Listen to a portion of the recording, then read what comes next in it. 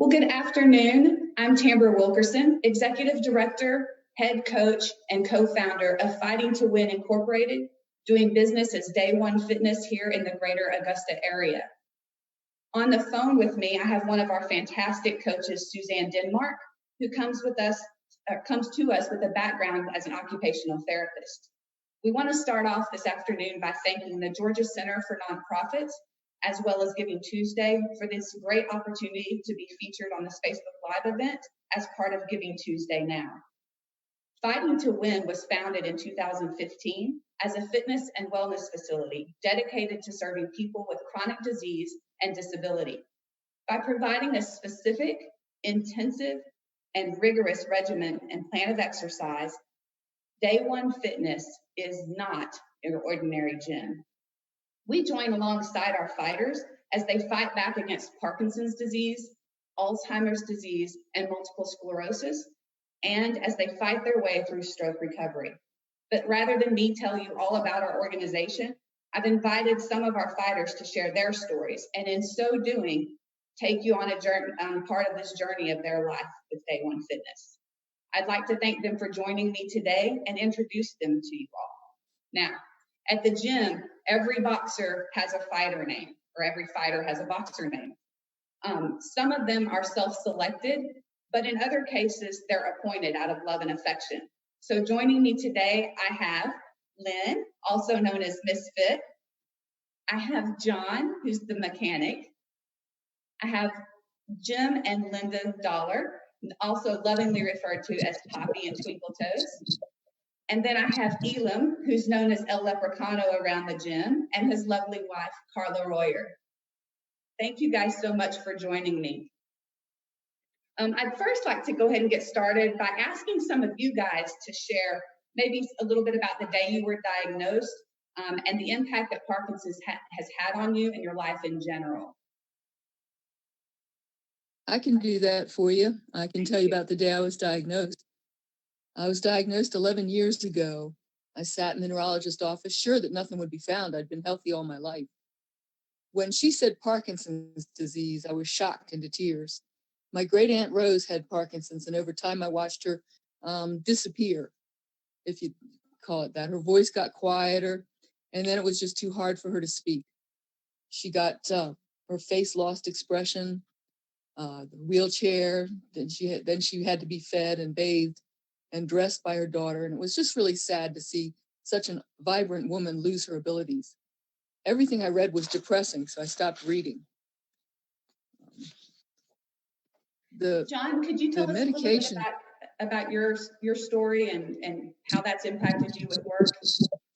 Yes, I work for an airlines, and the Parkinson's started to make me second guess myself. It made it really difficult to perform my duties as an aircraft mechanic. And I found that working out at Day One Fitness, the physical activity helped me control my shakes. And for that matter, the past 2 months, I've lost so much motion from not being able to box on a regular basis. And so Day One Fitness has filled that niche of being able to physically do exercise, which actually slows down the progression of Parkinson's, which is the number one thing I want to point out as far as our boxing facility. Thank you, John. Jim, can you share a little bit about us, what it's like for you? You're still in the workforce, correct?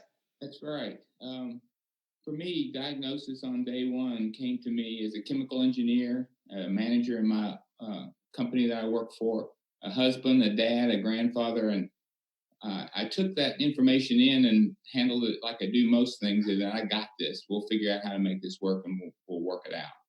But a wake-up call came to me one morning as I went to a Chamber of Commerce breakfast, and as tradition goes at the Chamber of Commerce, you start that out with around the room, and each person stands up and tells their name and says a little something about who they represent from a company standpoint of view. When it came my turn, I stood up and the words were gone. the thoughts that normally help me form words had vanished, and I stumbled around a little bit in terms of words and said a few things and sat back down. But I knew at that point that this Parkinson's was bigger than just me, and I was going to need help. Thank you, Jim, so much, and really all of you guys for sharing that, because I know it's not difficult to retell that story. A lot of things run through your mind on the day of diagnosis, and so I just appreciate you guys being honest with us here today and putting yourselves out there for people to listen to. Now, you mentioned a little bit, Jim, about how you found Day One Fitness, and I think, Carla, yours and Elam's experience was just a little bit different on how you came across Day One Fitness. Can you share that with us?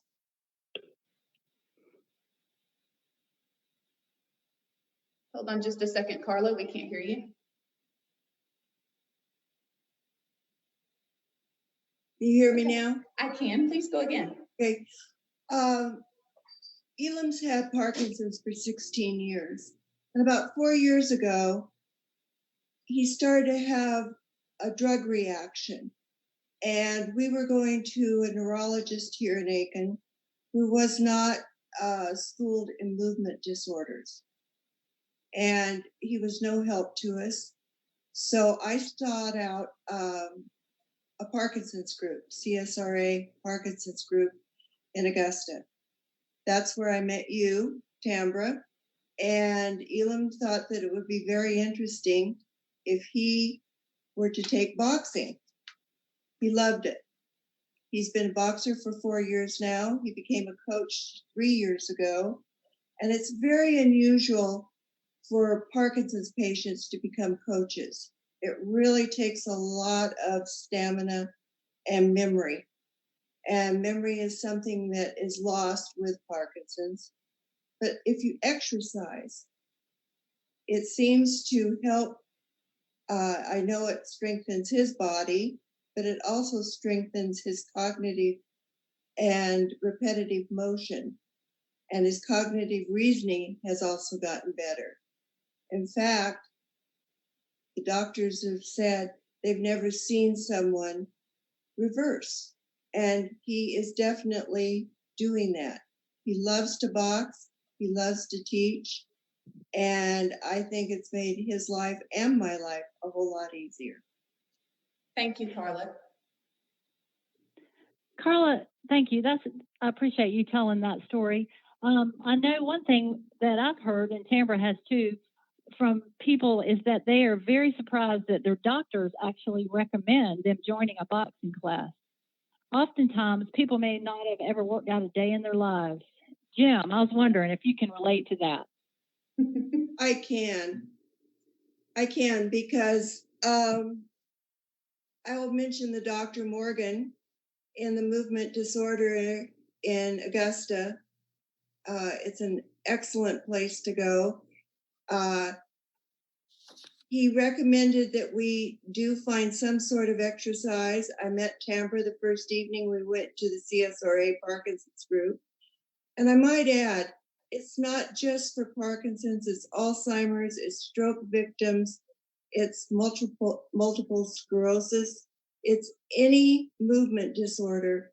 And I remember one day, about 2 years into the program, and I was attending, just watching on the sidelines, and we had one of the boxers that made a huge breakthrough, and he could lay on the floor and put his arms over his head.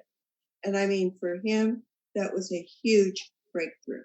That's right. Sometimes we take these things for granted and just don't realize how much of an accomplishment that is. I call them small victories. Jim, I was wondering, can you share with us a little bit about, what your pre-Day One Fitness gym life was like? Yeah, for me, I was not an athletic person, and Tambra and I have joked with one another before. I didn't know how to sweat because I had never sweat before. So for me to be doing something athletic or anything like that was just something that was totally unusual. But within a month, I was looking forward to coming to gym sessions, and I was there often, the first one there and ready to go. Linda and I have also gone on to be part of a 5K. That was a great experience for us. We had a great time. But, one of the things that was the biggest part of that was in order to get ready for the run, we trained with several of the boxers there at the gym, and that camaraderie amongst that group was just something that was really super. I will add at the same time, one of those training sessions, it was raining outside. We were looking at each other. The coach showed up and said, "We got this," and off we went, pouring down rain. We were all running and laughing and so forth, but we did real well at that race. Yeah, absolutely. I think we had 4 or 6 of our teammates that actually got medals in place. So that was a fun time, and I'm so glad you're enjoying being a part of the gym. Now, I know sometimes people want to know why in the world boxing.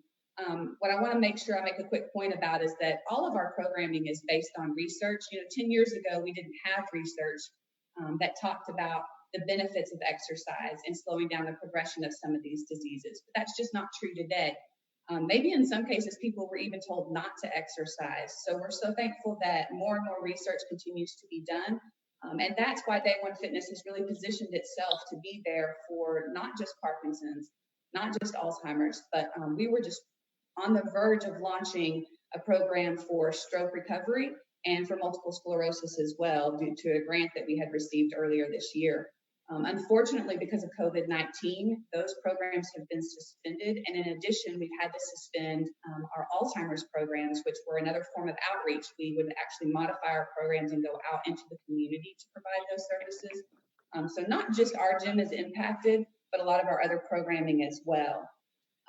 So I'd like to transition and ask Connie, can you share with us a little bit about Parkinson's disease and how it's impacted your life and how the gym has helped you to combat the challenges you face? Can we get you to unmute, Connie? Yep. There you go. 5 years ago, I was diagnosed in Pennsylvania at a Parkinson's Center of Excellence. They told me I had Parkinson's, and truthfully, I was a little bit relieved because I thought maybe I had a brain tumor or I had a stroke or something. Well, I've been carrying along with the exercise program. I went to a brain seminar 2 years ago in Augusta, in which one of the clinicians said, Parkinson's is an inconvenience. And I was absolutely flabbergasted because it's not. It's life-changing. We had to sell our farm because it was too dangerous for me to continue to work there. And I came across Day One Fitness. That's my new job. That's my career, is to ace all of the exercises by the time I'm in a wheelchair or gone. But I absolutely love the exercise program. Every morning I grumble about getting up, having to take a shower in the morning and hit the road to get there. But after 90 minutes of working out, I feel so much better. And the proof is in the pudding. I can put my own shoes and socks on now, and it's not something to laugh about when you can't do it. I can stand in the shower without worrying about falling and getting, like the TV classic commercial, I've fallen and I can't get up. But falling is no joke. The gym is about a third of the way padded with lovely flooring, but it still kind of hits you when you hit the ground. Falling with a Parkinson's person doesn't usually give you notice. You're just walking along, next thing you know, you're on the ground. It's a horrible experience. It's painful. And if you break a hip, you're really in trouble. So at 64, I make the gym my job. The exercise is high intensity. It's 90 minutes of sweat, but we're all together. We're all in the same boat. Other Parkinson's people in their journey either are just beginning or they're halfway through it. And they give me such strength and optimism when I see people saying, hey, I'm going on a cruise next month. I'm like, you have Parkinson's, you can't go on a cruise. Watch me. People running 5Ks, doing bike tours. It's life-changing, both the disease and the stopgap for it, which is exercise. I'm so grateful to have fallen into it. Thank you. Okay. Thank you, Connie. Unfortunately, we hear stories like Connie's often about falls, and that's as she said, with a neurological disease or disability, balance is often significantly impaired, and which leads to that high risk for falls. And the programs that Day One Fitness are designed with this in mind. Daily workouts include a focus on core stability and strengthening, and balance exercises that seek to challenge and improve the muscles that are involved in maintaining good balance. Now, as Connie mentioned, right now we have padded flooring in only a portion of our gym, and that limits the amount of space we have to safely conduct our programs. and our current fundraising efforts have been focused on the installation of fall-rated safety flooring throughout our facility. Unfortunately, our annual fundraising event has been postponed and possibly even canceled entirely due to the onset of COVID-19. Another way we're serving those in our community in the area of balance and fall prevention is through an 8-week evidence-based program called A Matter of Balance. It's designed for seniors over the age of 60, and it seeks to educate them about fall prevention and give them strategies and exercises that they can allow them to stay active and remain healthy. But now let's turn back to our fighters. I'd like some of them to share what it's like being a part of Day One Fitness, as well as how the programs have been adapted since the beginning of COVID-19. Jim and Linda, would y'all share a little bit about that? Yeah, I'll jump in and say within a month of attending the gym and becoming a part of the team there, I was the walking example that exercise is medicine. My sense of balance had came back to a great extent. My cognitive abilities were such that I'm well engaged at work and at home life.